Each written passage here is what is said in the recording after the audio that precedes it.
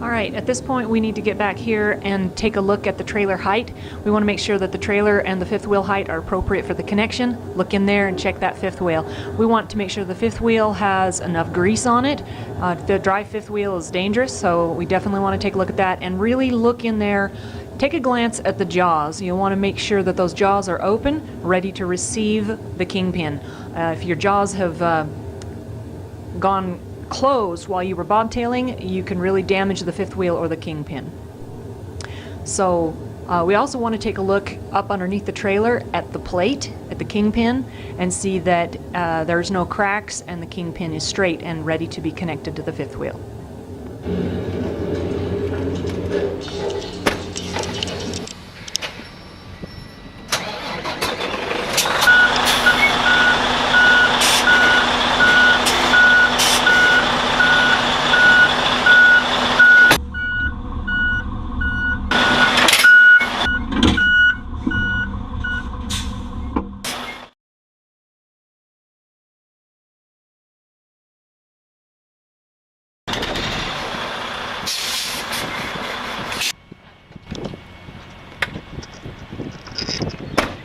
We're going to use the flashlight. The very next step is to check the connection.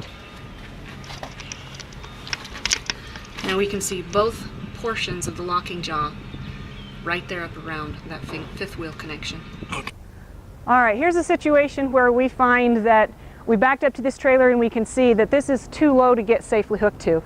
So what most drivers do, I see it time and time again, head right back here to this landing gear and start cranking that up. And in order to prevent injury to you, we don't want you to do that. We got this equipment here, we're going to use it. So watch as I demonstrate. We're going to drop the frame of the trailer to get that fifth wheel low enough to make a safe connection. Alright, so let me show you where the suspension air dump is. On the Freightliners, it's right over here. So this is the switch that we're going to switch. When we switch this, it's going to start lowering the air suspension.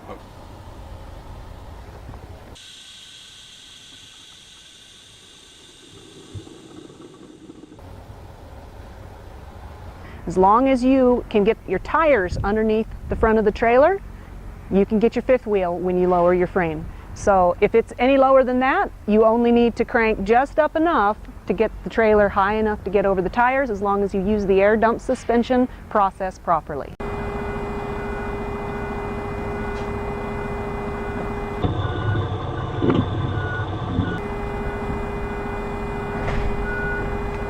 All right, now we've completed the process of picking up that trailer that was initially too low, but we don't want to forget to get underneath there with that flashlight and recheck that connection visually.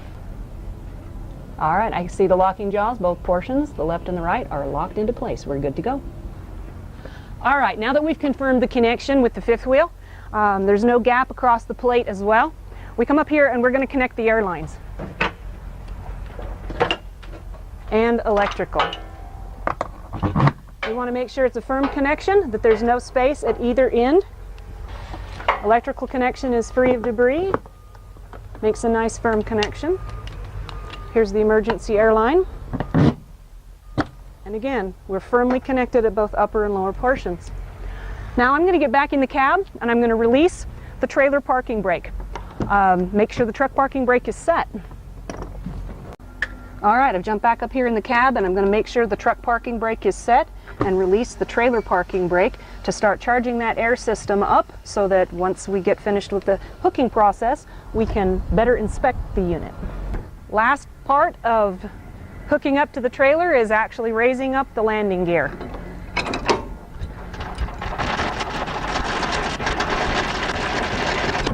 We want to raise the landing gear as far up as it will go. Some gear come all the way up, but some gear have a little bit of a space there. As long as they're more than 8 inches up above the ground, we're safe. That has to be, handle has to be stowed away properly for travel. And that pretty much wraps up how we properly hook up to a trailer here at Pride Transport.